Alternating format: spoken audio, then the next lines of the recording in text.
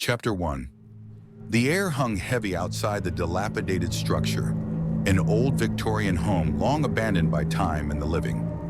I stood before it, a curious intruder, drawn by the whispers of the past, by the stories that lingered in the decaying walls and shattered windows.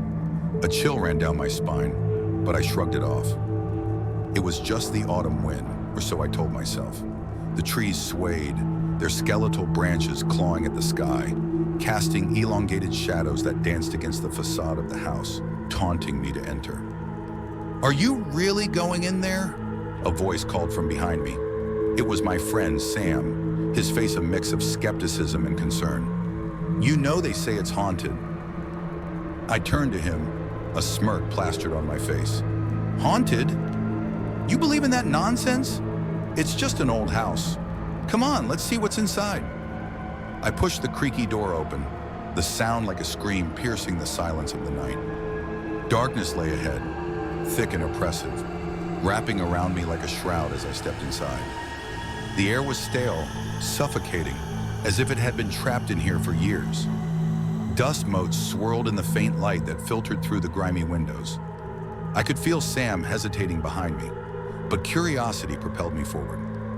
I moved cautiously through the entryway, my footsteps echoing on the wooden floorboards, each creak reverberating like a warning bell. "Maybe we should go back," Sam whispered, his voice trembling. I ignored him, pushing deeper into the belly of the house. The living room lay before me, a cavernous space filled with remnants of a life once lived. Torn furniture, cobwebs like ghosts clinging to the corners, and an overwhelming sense of despair that enveloped me. We ventured further, into a narrow hallway lined with portraits of long-dead occupants. Their eyes seemed to follow me, judging my presence. I chuckled nervously, but the sound felt hollow in the empty space. "Let's find the source of the legend," I said, my voice barely above a whisper. "Legends? You mean the stories of the family that vanished? The screams heard late at night?" Sam's voice quivered with fear. "Exactly," I exclaimed, a twisted thrill coursing through me. The legend intrigued me, how an entire family had simply disappeared without a trace. I was determined to uncover the truth hidden within these walls. Chapter 2. As we ascended the staircase, the air grew colder, biting at my skin. The banister felt slick beneath my fingers, as if it had absorbed the essence of despair. At the top, a long corridor stretched before us, its end shrouded in darkness.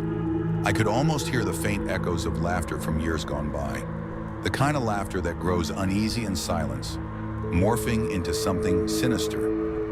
"Maybe we should just leave," Sam urged again, his voice shaking. "This feels wrong." "Stop being such a coward," I snapped, frustration boiling over. I pushed open the door at the end of the hall, and we stepped into what must have once been a child's room. The wallpaper was peeling, adorned with faded cartoon characters twisted by age into grotesque mockeries of their former selves.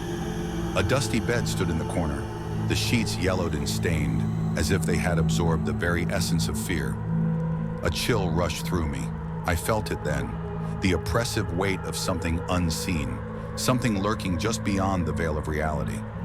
Sam shuddered beside me, and I could see the fear etched into his features. "Do you feel that?" he asked breathlessly. "It's like something's watching us." I laughed, nervous energy bubbling up within me. "It's just your imagination. This is all in your head." But even as I spoke, the shadows shifted, and a cold draft cut through the stillness, snaking around us like fingers reaching out from the void. Suddenly, a loud crash echoed from downstairs, reverberating through the wood and bone of the house. My heart raced, and I glanced at Sam, whose face had drained of color. "What was that?" he croaked, his voice barely above a whisper. I don't know," I stammered, fear creeping into my chest like a vine coiling around my heart. The terror of the unknown loomed larger in my mind, and I felt the instinct to flee clawing at my insides. But part of me, the darker part, craved to dig deeper, to uncover the source of the dread that clung to this place. We descended the staircase, the air growing heavier with each step. As we reached the bottom, the shadows seemed to dance around us, flickering in the dim light. The front door stood ajar, swinging slightly as if inviting us to leave. or perhaps to stay. The house was alive, breathing its history, and I felt an urge to listen, to understand. "Let's get out of here," Sam pleaded, his voice quaking. "I don't like this." But I was already moving toward the source of the sound. "Just a little further," I urged, pushing through the doorway into the living room. There in the center lay an ancient trunk, its wooden surface marred by scratches and age. It stood ominously in the dim light, beckoning me closer. Don't touch it," Sam warned, panic lacing his words. "It could be cursed." But I couldn't resist. I knelt before the trunk, my hands trembling as I reached for the latch. It creaked open, revealing a chaotic mix of old toys and faded photographs. But beneath the surface lay something darker, a small, rusted dagger, stained with years of neglect, and a collection of battered journals, their pages yellowed and brittle. As I flipped through the journals, the words jumped out at me, chilling and vivid. Accounts of madness, of a family unraveling under the weight of their own despair. The last entries were scrawled hastily, filled with ramblings of unseen entities lurking in the house, whispering secrets in the dead of night. Chapter 3. "The last entry is dated the day they disappeared," I murmured, my voice trembling. They were terrified of something. Something in the house. "What did they see?" Sam asked, his eyes wide with fear. "What if it's still here?" The air in the room thickened, and I felt a sudden draft sweep through, chilling my bones. The shadows shifted again, the atmosphere charged with a palpable dread. A low whisper seemed to echo around us, unintelligible yet insistent, wrapping around my mind like a vice. "We need to leave," Sam said urgently, his voice rising in pitch. "Now!" But I was frozen, the allure of the journals holding me captive. I needed to know what had happened. The dread in the air became suffocating, the whispers louder, more insistent, and I could almost make out the words. "Stay. Don't leave." "Do you hear that?" I asked, my heart racing. Sam shook his head, panic etched across his face. "It's just the wind. Let's go." Suddenly, the trunk slammed shut on its own, the sound reverberating through the room like a gunshot.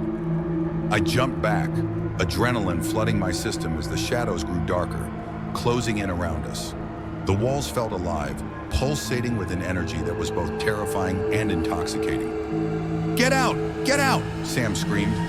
And in that moment, I felt something shift behind me. I turned to face the darkness, and there it was, a figure shrouded in shadow, its eyes glowing like coals in the night. It stood at the threshold, watching us, a grin stretching across its face, revealing teeth that glistened with malice. "Stay with me," it whispered, and the words slithered into my ears, wrapping around my mind like a serpent. I turned to run, but the door slammed shut, trapping us inside. Panic surged through me as I pounded on the door, my fists bruising against the wood. "Let us out, please!" But the figure only watched, its smile widening with every plea. The whispers grew louder, an unholy cacophony of voices urging me to succumb, to surrender to the darkness that lurked within these walls. I felt Sam's hand on my shoulder, shaking me, pulling me back from the edge of despair. "We have to fight it!" he shouted, desperation in his eyes. "We can't let it take us." But the shadows closed in, suffocating, blinding. The world twisted around me, and I could feel the weight of the house pressing down, crushing my spirit. The whispers grew frantic, clawing at my thoughts, drowning out all reason. "Stay with me," the figure cooed. And suddenly I could see it, the family that had vanished, their faces twisted in horror, eyes wide with terror. They were trapped, just like us, forever ensnared by the darkness of this wretched house. In that moment, I understood the truth. The house was alive, feeding off our fear, drawing us deeper into its abyss.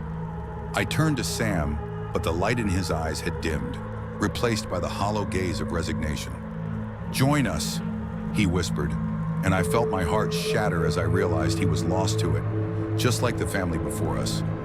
With a scream that echoed through the halls, I lunged for the door, desperation fueling my every move. But the shadows consumed me, pulling me into their depths, and as darkness wrapped around my mind, I understood the finality of it all. There was no escaping the empty house, and it would feast on my fear until nothing remained. And as I surrendered to the void, the last thing I heard was the laughter of the damned, echoing through the darkness, a chilling reminder that some doors are better left closed.